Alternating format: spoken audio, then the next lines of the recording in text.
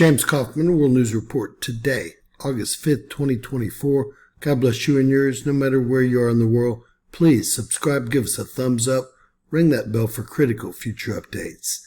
Ladies and gentlemen, we have 5 named tropical storms in play currently and 1 tropical disturbance that may head into the Gulf of Mexico.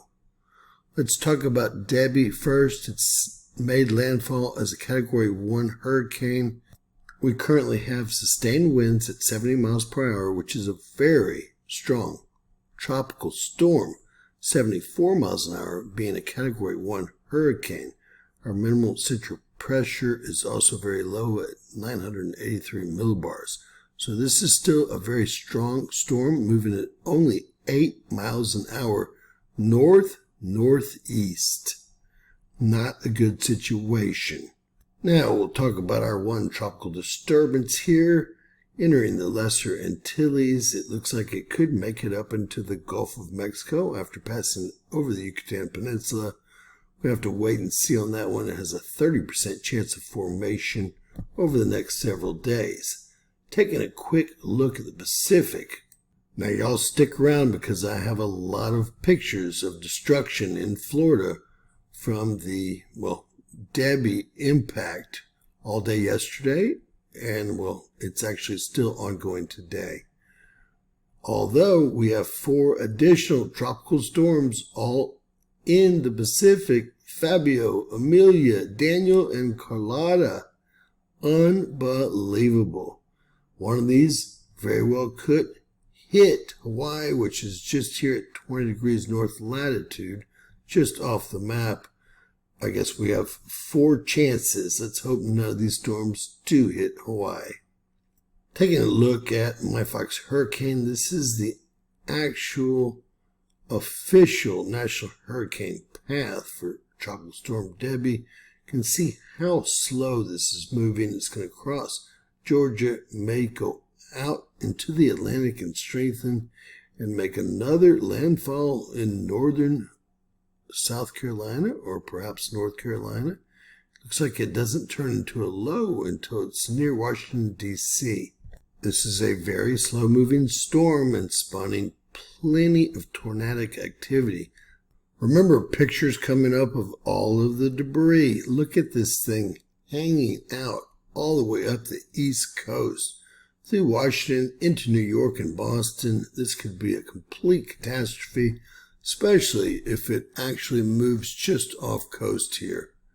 Off the East Coast, going up the coast would be a complete nightmare, destroying the seaboard all the way up the East Coast. Ladies and gentlemen, this appears to be what is about to happen. It looks like it's going to make a second landfall here in North Carolina and perhaps go back out to sea and perhaps, go up the East Coast from there. We have to take a really, really close look at this. The main problem is the rain that it's producing and the fact that it's moving at 8 miles an hour.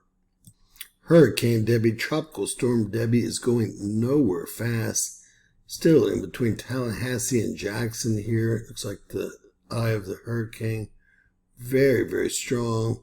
We have bands way down here in South Florida that still are going to make their way around Florida that could be full of tornadic activity. And we have huge bands that are already reaching Georgia, South Carolina, and perhaps even North Carolina. This is, for a tropical storm, a catastrophe. Over to the National Weather Service. We have tropical storm warnings throughout here in Burgundy. These are flood warnings here in Georgia and in South Carolina, and we still have tornado warnings in Central Florida. As I said, the storm is still in play in Florida and has been since the 3rd, really, when the first band started hitting the Gulf Coast of Florida. This is going to be a tropical storm / hurricane to remember. These are pictures coming out of Sarasota, Florida. The entire downtown area has been flooded. A complete loss here. We're going to continue with more damage. Unbelievable. Here's a picture coming out of St. Petersburg, Florida. a saltwater catfish in someone's backyard, we are thankful it's a catfish and not some sort of small shark. I'm sure there are sharks in the water along with alligators, so please be careful. These are some residential areas. We're not getting good information as to where this is, but people are carrying their most valuable stuff. And this is completely flooded out. This is going to be in Florida. We know that much. We have pictures coming in from Fort Myers Beach, Florida, starting to flood, right? That's yesterday. This got much, much worse. As you can see, this is up to, well, beyond the porch and into the windows. And again, this was 11 a.m. yesterday. So you can bet that Fort Myers Beach is completely underwater at this point. More pictures coming out of Southwest Florida. They claim that they got 2 to 4 feet of storm surge plus the rain. These are pictures again of Fort Myers completely destroyed underwater. These are some of the main routes and streets in Fort Myers. Again, this was only 12:20 p.m. and they're still being hit by some of the outer bands of this storm. This is absolutely unbelievable.